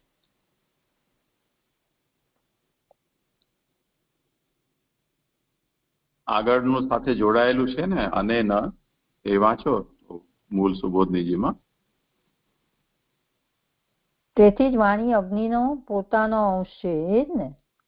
હા, આ વાક્ય જે છે ને, સંગ દોષ સાથેનો અગ્નિ વાણી કહેવાય છે. તેથી જ વાણી અગ્નિનો પોતાનો અંશ છે. એટલે અગ્નિને વાણીમાં અભિમાન રાખનાર કયો છે. તેથી વાણી અગ્નિનો પોતાનો અંશ છે.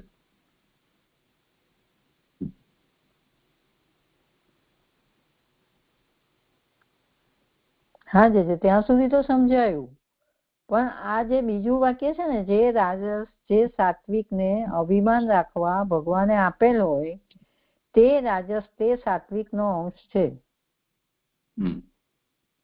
એ નથી સમજાતું.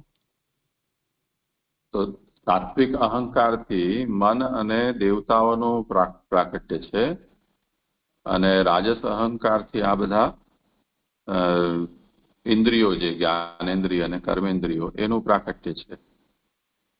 તો અહીંયા જે રાજસ છે એ સાત્વિકોથી પાલ્ય કે નિયમ્ય છે, એટલે એને એના અંશ કયા છે. બરાબર, હવે સમજાય ગયું. હા, હવે સ્પષ્ટ થયું. હવે સુબોધિનીજી આગળ આથી એમ જણાવ્યું કે આ અગ્નિ પૂજા કરવા યોગ્ય સ્વરૂપ વાળો નથી. એમાં 5મી ફૂટનોટ આથી એટલે અગ્નિને વાણીમાં અભિમાન રાખનાર કયો. તેથી એટલે એમાં એમ જણાવ્યું કે આ જે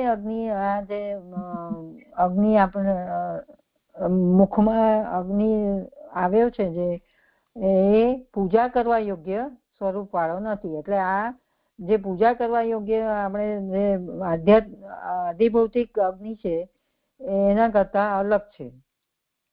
એટલે એને આ જે અગ્નિ છે એને વાણીનો નિયામક કયો છે. હવે સુબુદ્ધિની આગળ તે દેવતા અથવા વાણીથી શું થાય, એટલે આ જે અગ્નિ દેવતા છે અથવા તો આ વાણીથી શું થાય એવો પ્રશ્ન થાય. તેથી કહે છે કે જે વાણીથી આ વિરાટ પુરુષ વક્તવ્યમ, વાણીની ક્રિયા એટલે શબ્દોના ઉચ્ચાર કરવાનું એવો અર્થ છે, તે દેવતાનું સ્થાન બનેલી ઇન્દ્રિયથી પ્રાપ્ત કરે છે. એટલે આ દેવતા, આ જે વિરાટ પુરુષ છે એના જે વક્તવ્ય એટલે જે વાણીની ક્રિયા થાય છે એ શબ્દોનો ઉચ્ચાર કરવાનું કરી શકશે એ એનાથી, અને એ દેવતાનું સ્થાન બનેલું મુખ છે. એટલે એ ઇન્દ્રિયથી પ્રાપ્ત કરશે, એટલે કે એ દેવતાનું સ્થાન કયું છે? મુખ છે. એ ઇન્દ્રિયથી પ્રાપ્ત કરે છે દેવતા એનું સ્થાન. અહીંયા 12મો શ્લોક પૂરો થયો છે. ધન્યવાદ. પ્રણામ. પ્રણામ છે. અહીંયા જે કહ્યું ને કે ત્રીજી ફૂટનોટમાં એવું કહ્યું કે દેવતા અને ઇન્દ્રિય બંને વાસ્તવિક રીતે અહંકારમાંથી ઉત્પન્ન થયેલ હોવાથી અંશી અને અંશનો સંબંધ છે. તો દેવતા જે છે એ સાત્વિક અહંકારમાંથી અને ઇન્દ્રિયો રાજસ અહંકારમાંથી. તો એ બંનેનો સંબંધ અંશી અંશનો તો મહતની સાથે થશે. આ અહંકારનો બીજા અહંકાર સાથે અંશી અંશનો સંબંધ લેવાશે. અહીંયા આટલું ન સમજાયું, અંશી અને અંશનો સંબંધ. ઉભયો હો બંનેનો એમ કહ્યું ને. અચ્છા, અહંકાર દેવતાઓ અને ઇન્દ્રિયો એના અંશ છે. હા હા, જી જી, હા, મને સમજવા થઈ. દેવતાઓ જે છે એ આના અભિમાની છે. હા જી જી, પ્રણામ જી. જે પ્રણામ, મને 10મા શ્લોકનો પ્રશ્ન હતો, એ થઈ ગયો હોય તો મને ખબર નથી, હું થોડી મોડી જોડાયેલી. મીનાબેન, આનું મને કહેજો ને. 220મા પેજ પર ચોથી લીટી, જે કંઈ જ્ઞાન અથવા ક્રિયા ઇન્દ્રિયોથી ઉત્પન્ન થાય છે તે ભગવાનને પહોંચ્યા વિના પાછી ફરે છે. તેથી કરેલું દાન પોતાને ઉપયોગનું ન હોવાથી અને ભગવાનને અને તત્વોને બંનેને ઉપયોગનું હોય તો ભક્તિનો વિરોધ થાય, તેથી તેમના ઉપર જ ઉપકાર કર્યો. આટલું મને નથી સમજાતું. જો આ પ્રશ્ન થઈ ગયો હોય તો રેકોર્ડિંગ સાંભળી લઈશ, બાકી આ મને નથી સમજાતું. જે પ્રણામ. મને અહીંયા એવું સમજાઈ રહ્યું છે કે ભગવાનને જે ભગવાન પ્રભુએ જે આ તત્વોને દાન કર્યું તે પોતાના ઉપયોગનું તો નહોતું જ, પોતાના ઉપયોગ માટે નથી આપ્યું. અને જો એ બંને આ દાન જો ભગવાનને અને તત્વોને બંનેને જો ઉપયોગનું હોય તો સ્વામી અને સેવકનો તફાવત ના રહે. એટલે ભગવાને એમના ઉપર આ દાન કર્યું છે, ઉપકાર જ કર્યો છે. જે વિરાટ તપાવીને એમને જે સ્થાન આપ્યું અને એમને જે રહેઠાણ પ્રાપ્ત કરાવ્યું એ બધું એમના પર પ્રભુએ ઉપકાર જ કર્યો છે, પણ પોતાના ઉપયોગ માટે નથી કર્યું, પણ એ લોકોને દાન જ કર્યું છે. આવી સમજ પડે છે જેજે. હા, પણ આ ભક્તિનો વિરોધ થાય.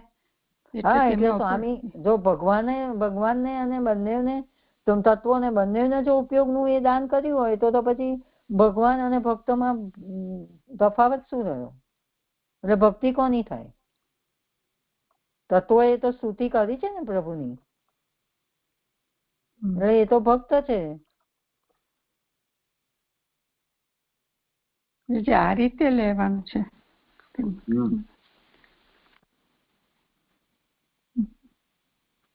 એ તમે સાંભળજો, બહુ વિસ્તારથી એની ચર્ચા કરેલી છે આજે.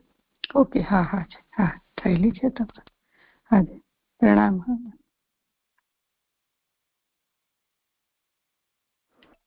દંડવત પ્રણામ. આગળનો શ્લોક કરો.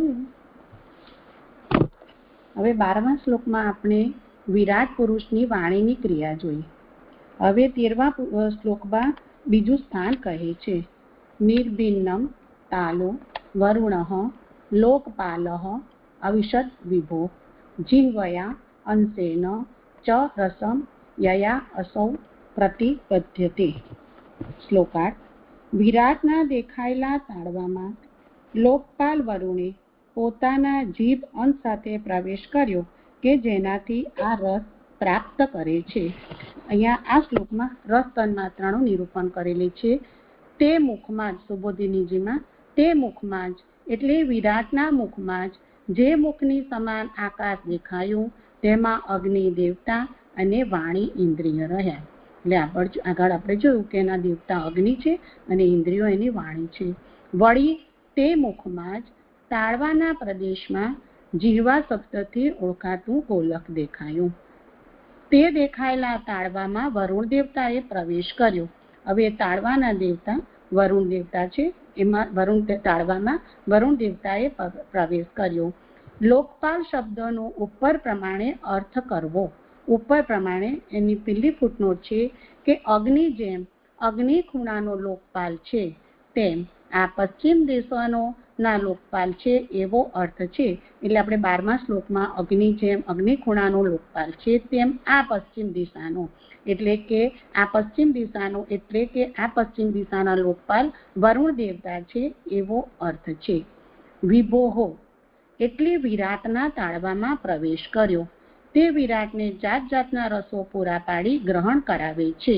એટલે આ વિરાટે તાળવામાં પ્રવેશ કર્યો અને જીભ એમને જાત જાતના રસો પૂરા પાડી એનું ગ્રહણ કરાવે છે.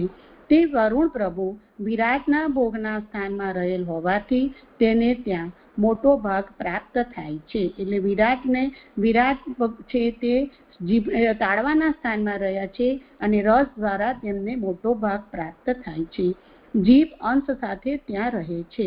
જીભ ઇન્દ્રિય પણ વરુણનો અંશ છે કે જે જીભથી આ વિરાટ રસ પ્રાપ્ત કરે છે. જીભ ઇન્દ્રિય છે એ વરુણનો અંશ છે અને વિરાટ આ જીભ દ્વારા એના રસની પ્રાપ્તિ કરે છે. તો આ શ્લોકમાં એના વરુણ દેવતા આવ્યા, જીભ ઇન્દ્રિય આવી અને તાળવો એમનું સ્થાન આવ્યું. જે આ શ્લોક સંપન્ન થયો. કરો. નીચેના શ્લોકમાં બીજા 2 સ્થાનો કહે છે. નિર્ભિન્ને અશ્વિનૌ નાશે વિષ્ણુ આવિસતામ પદમ ગ્રહણેન અંશેન ગંધસ્ય પ્રતિપત્તિર્યતો ભવેત. શ્લોકાર્થ. વિષ્ણુના દેખાયેલા 2 નસકોરારૂપ સ્થાનમાં 2 અશ્વિની કુમારોએ પોતાના અંશ એટલે કે નાક સાથે પ્રવેશ કર્યો કે જેનાથી ગંધનું જ્ઞાન થાય છે. હવે 14મા શ્લોકમાં ગંધ તન્માત્રા બતાવે છે. શ્લોક સુબોધિનીજી.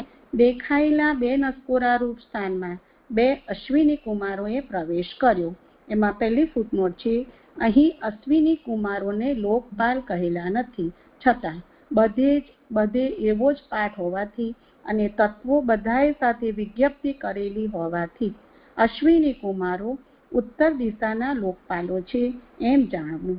કારણ કે ઉત્તર દિશા શાંત છે અને આ 2 વૈદ્ય હોય દોષની શાંતિ કરનારા છે. આ જ અર્થ સર્વનિર્ણય નિબંધમાં ઉત્તરથી અશ્વિની કુમારો વાક્યથી કહેલું છે. આ અશ્વિની કુમારો છે એ દેવોના વૈદ્ય છે અને સર્વનિર્ણય નિબંધના 131મી કારિકામાં પણ આ જ કહ્યું છે કે અશ્વિની કુમારો આધિભૌતિક રૂપે કુબેર રૂપે આ ઉત્તર દિશામાં રહે છે. વિષ્ણુ એટલે વિરાટના 2 નસકોરા ગોલક છે. નાક ઇન્દ્રિય છે. નાક અને તેના દેવતા એ 2 સાધનથી ભગવાનને ગંધસ્ય પ્રતિપત્તિ ગંધનું જ્ઞાન થાય છે. બધે સ્થળે છિદ્ર ગોલક અને દેવતાને રહેવાનું સ્થાન છે. દેવતા ઇન્દ્રિયને પ્રેરણા કરનાર છે અને ઇન્દ્રિય તે દેવતાનો અંશ છે અને ઇન્દ્રિય તથા તેના દેવતા વડે દેહના અભિમાનવાળાને વિષયનો અનુભવ થાય છે. હવે આ શ્લોકની અંદર ગોલક નસકોરા છે, ઇન્દ્રિય નાક છે અને એના દેવતા અશ્વિની કુમારો છે. જે આ શ્લોક સંપન્ન થયો.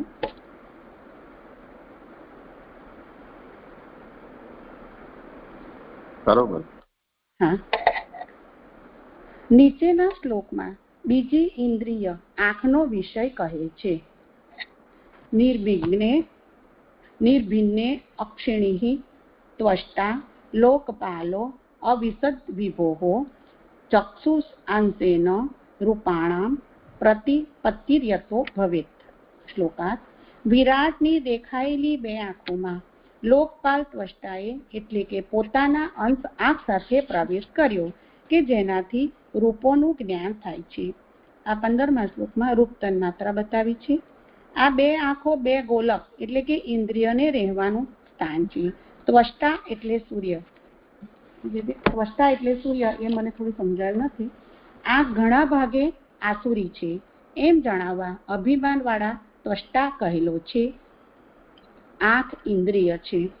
ત્વષ્ટા કહેલો છે એની પહેલી ફૂટનોટ છે કે અસુરો નાશ કરનારા હોય દુબળા કરવાનું તેમનું કાર્ય છે. ત્વષ્ટા શબ્દ તક્ષ ધાતુ પરથી બનેલો છે એટલે ત્વષ્ટા એટલે ઝીણું બતાવે છે.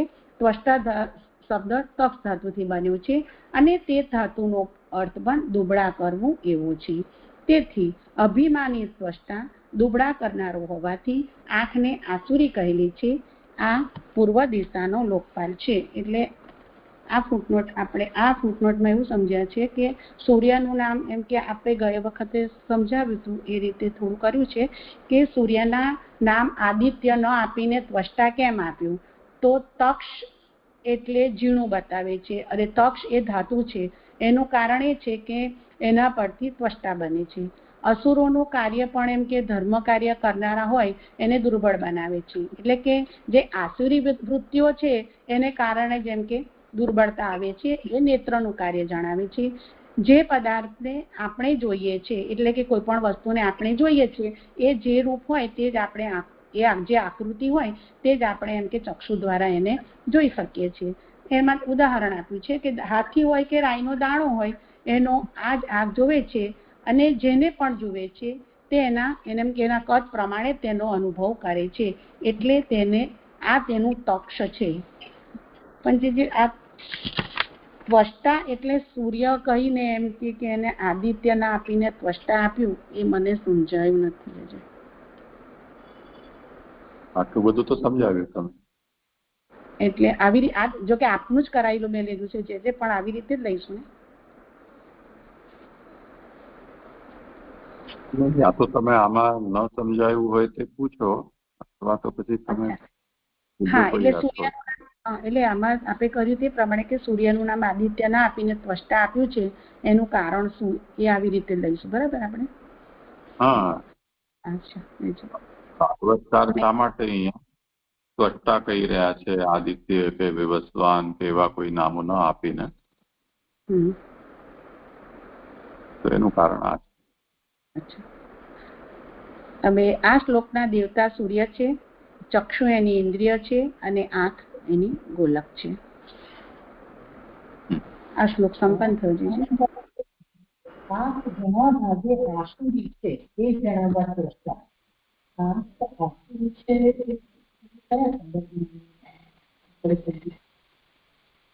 હા કરો સમાધાન. સંભળાયું ને? પ્રશ્ન શું હતો? આંખ ઘણા ભાગે આસુરી છે એવી રીતે ને એ સંદર્ભમાં.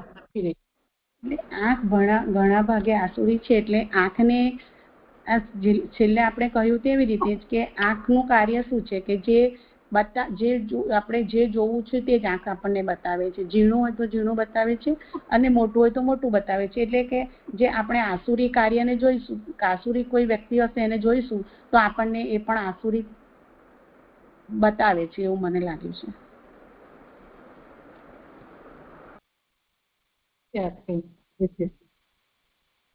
કોઈને કરવું હોય ઓર કઈ છે કામ?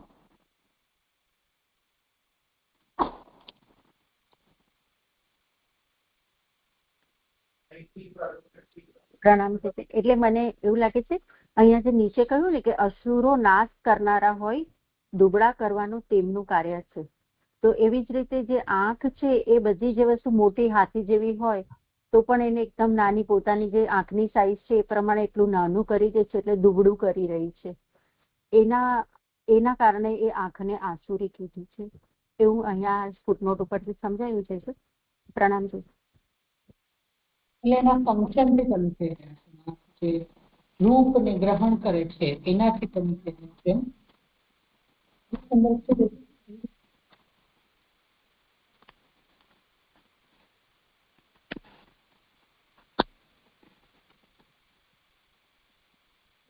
આ મેં કહ્યું એ બરાબર છે જે અહીંયા એવું થયું છે કે બીજી તો આમનો પ્રશ્ન એમણે તમને પૂછ્યો છે પાછો. એટલે તમે ફંક્શન કેવી રીતે સમજી રહ્યા છો એટલે હું કે આ રીતે જ એને સમજવાનું છે. સમજી તમારી વાત. એટલે જ અહીંયા એવું લખ્યું કે તેથી અભિમાની સ્રષ્ટા દુબળા કરનારો હોવાથી આંખને આસુરી કહેલી છે. એટલે આ જ કારણથી આંખને આસુરી કહેલી છે. આવું મને સમજાવ્યું.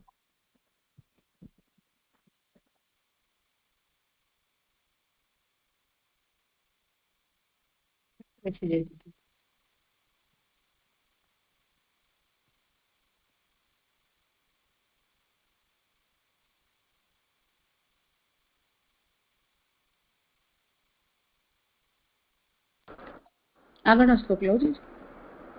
ના જે સમજાવે છે.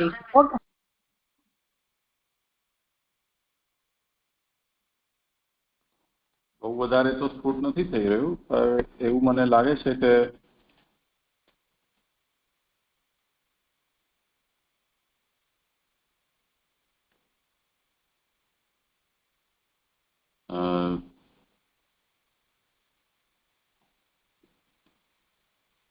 જેમ સૂર્યના સંબંધમાં આપણે એ દાહક છે, તાપક છે, જે લીલી વસ્તુ છે, સજલ વસ્તુ છે, એના જલાંશનું એ નિરાકરણ કરે છે. તો તાપથી જે કોઈ પણ તપ્ત થાય છે એનો ક્ષય થતો હોય છે સૂર્ય દ્વારા. એક જ એનું કાર્ય છે એવું નથી. જેમ સૂર્યનું કાર્ય દાહ કરવું છે તે જ રીતે પ્રકાશ આપવો પણ છે. તો પ્રકાશ આપવાના અર્થમાં સૂર્ય આપણને દૃષ્ટિ પ્રદાન કરનારું થાય છે. ઇન્દ્રિયો હોવા છતાં પણ જો પ્રકાશ ન હોય તો ચક્ષુરેન્દ્રિય પોતે કોઈ કાર્ય કરી ન શકે. પણ એના સાથે સાથે એની દાહકતા કે તાપકતા પણ છે. તો એ અર્થમાં અહીંયા પુરુષોત્તમજી સમજાવી રહ્યા છે કે અહીંયા સૂર્યનું ત્વષ્ટા નામ આપ્યું છે. એ ત્વષ્ટા એનું દરેકના જે પોઝિટિવ અને નેગેટિવ આસ્પેક્ટ્સ હોય છે તેવી રીતે અહીંયા આ સૂર્યનું એક નેગેટિવ પાસું છે. અને એને અહીંયા વાચા આપવા માટે સૂર્યનું આદિત્ય વગેરે સારા નામ છે તે ન આપીને ત્વષ્ટા એવું નામ આપેલું છે. તો એ અર્થમાં જેવી રીતે અસુરો છે એમનું કાર્ય નાશ કરવું છે, નિર્બલ કરવું છે, તેવી રીતે અહીંયા એને ત્વષ્ટા કહ્યું છે. ત્વષ્ટા જે છે એ જે આપણો સુતાર જે હોય છે એને પણ કહેવામાં આવે છે. તો સુતાર છે એ લાકડાની વસ્તુ છે, એને છીલીને કે એને કાપીને એને જે તે આકાર આપે છે એટલે તક્ષક એ શબ્દથી સુતારને પણ કહેવામાં આવે છે. એને અહીંયા આંખની સાથે જોડીને એને કહી રહ્યા છે કે આ જે ચક્ષુરેન્દ્રિય છે એનો અભિમાની ત્વષ્ટા છે અને એને કારણે આંખને આસુરી કહેલી છે. આંખ ઘણા ભાગે આસુરી છે.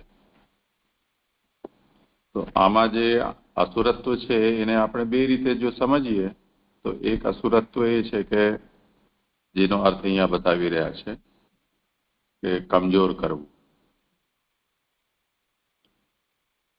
એક અસુરત્વ એ અર્થમાં છે કે પદાર્થના ગુણદોષોનું જે ગ્રહણ કરે એમાં દોષ પણ સાથે સાથે ગ્રહિત થતા હોય છે.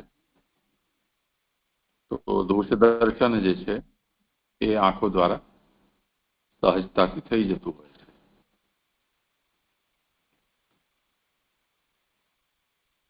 તો એ અભિપ્રાયથી એને અહીંયા આસુરી કહ્યું હોય એવું જણાય છે. અત્યારે બહુ વધારે તો સ્ફુટ નથી થઈ રહ્યું,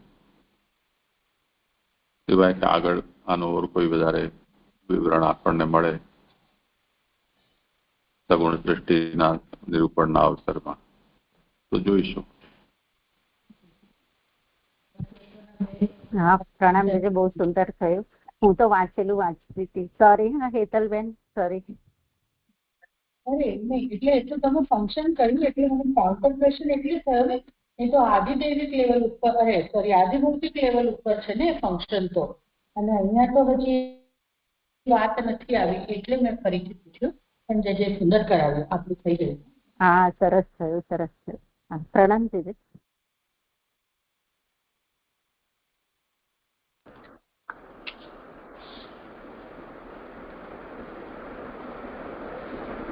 આગળ લો બીજું.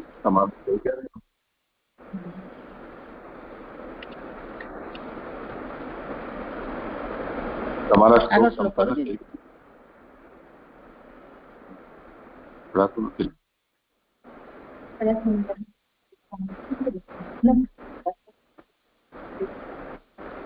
સંગીતાબેન જેમ કે છે તમારા થઈ ગયા કે બાકી છે તો કરો. છેલ્લો એક જ બાકી છે, મને સંભળાયું નહીં. એક જ બાકી છે જે છેલ્લું. નિર્ભિન્ના અન્ય અસ્ય ચર્માણી લોકપાલઃ અનિલઃ પ્રાણેન અંશેન સંસ્પર્શ येन આવિશત અસૌ પ્રતિપદ્યતે. શ્લોકાર્થ.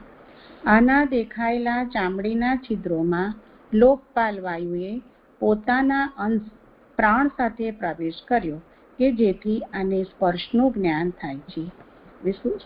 16મા શ્લોકમાં સ્પર્શ તન્માત્રા બતાવી છે.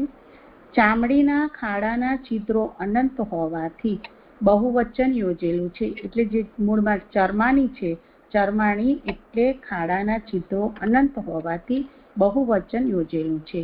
આ ત્વચારૂપ ઇન્દ્રિય છે અને શ્લોક અડાના ત્વચા શબ્દથી ઉપરનો સૂક્ષ્મ અંશ કહેલો છે.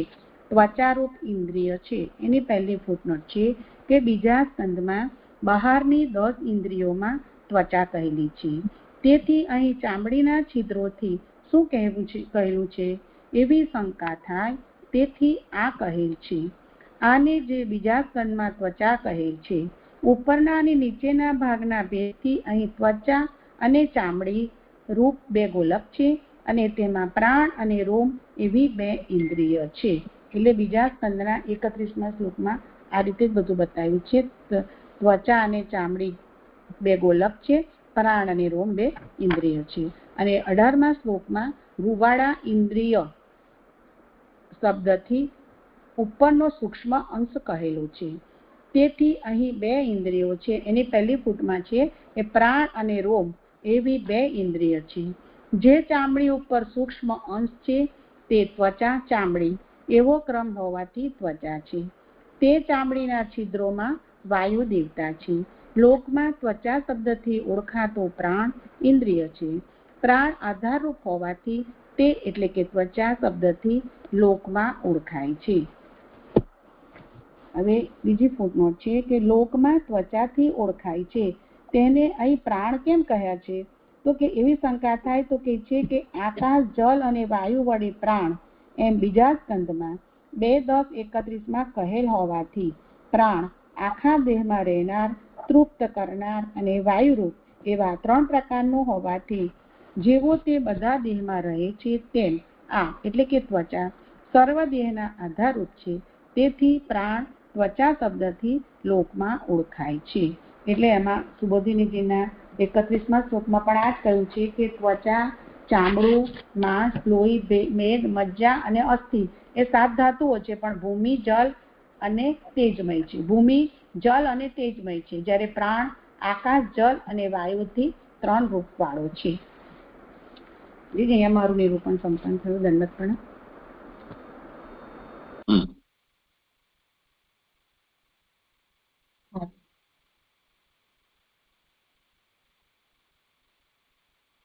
અહીંયા જે વિરાટને તપાવ્યું ને એમાં જે છિદ્રો થયા એ જે સમજાવ્યું ત્યાં આગળ આકાશાત્મા નામ આ જે અધ્યાયના નામ આવી રહ્યા છે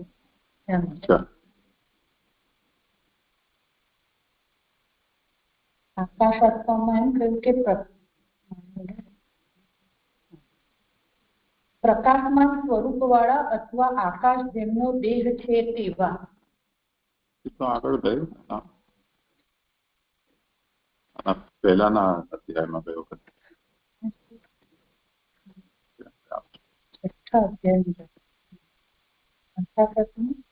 ચતુર્મુખ અને ચતુર્ધા કદાચ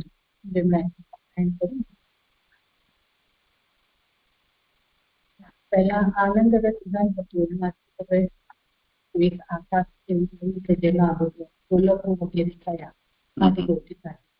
તાત્પર્ય પૂછ્યું.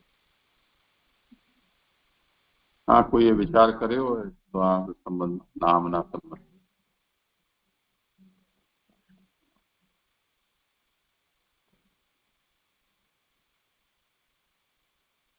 મને એક કહેવાનું રહ્યું કે ઇન્દ્રિય છિદ્ર છે, દેવતા વાયુ છે અને ગોલક પ્રાણ છે. એ મને આ શ્લોકમાં કોટેશન આપવાનું રહ્યું હતું.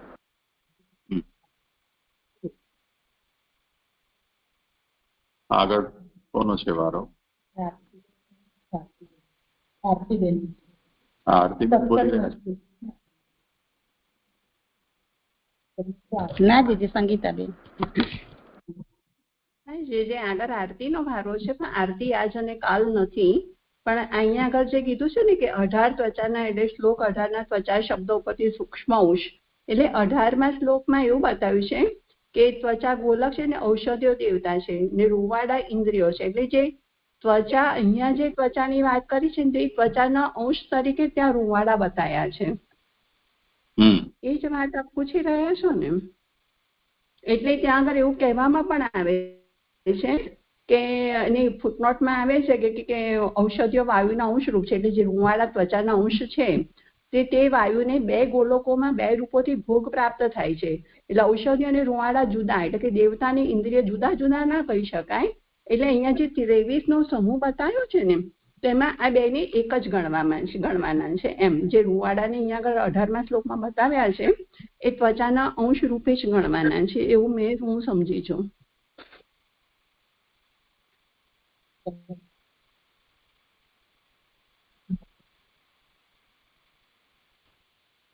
દંડવત પ્રણામ જીજી. જીજી, હા, આકાશાત્મા જે પુરુષોત્તમ નું નામ છે ને આપણે આમ તો 5મા અધ્યાયના 31મા શ્લોકમાં જોઈશું, પણ જે અહીંયા જે નામચંદ્રિકામાં જે છે ને 6થા આ અધ્યાયના 10મા શ્લોકનો જે એ નામમાં ઉલ્લેખ કરેલો છે, સ્મરણ વિશ્વ સૃજામીશો, એ શ્લોકનો જે ત્યારે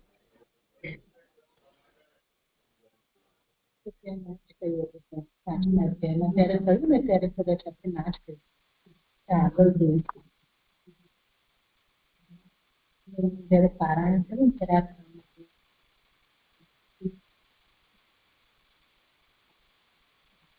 ના, પણ એ તો ઠીક છે, પણ અહીંયા એને કઈ રીતે સંગત કરવાનું એ પણ તો જોવું પડશે.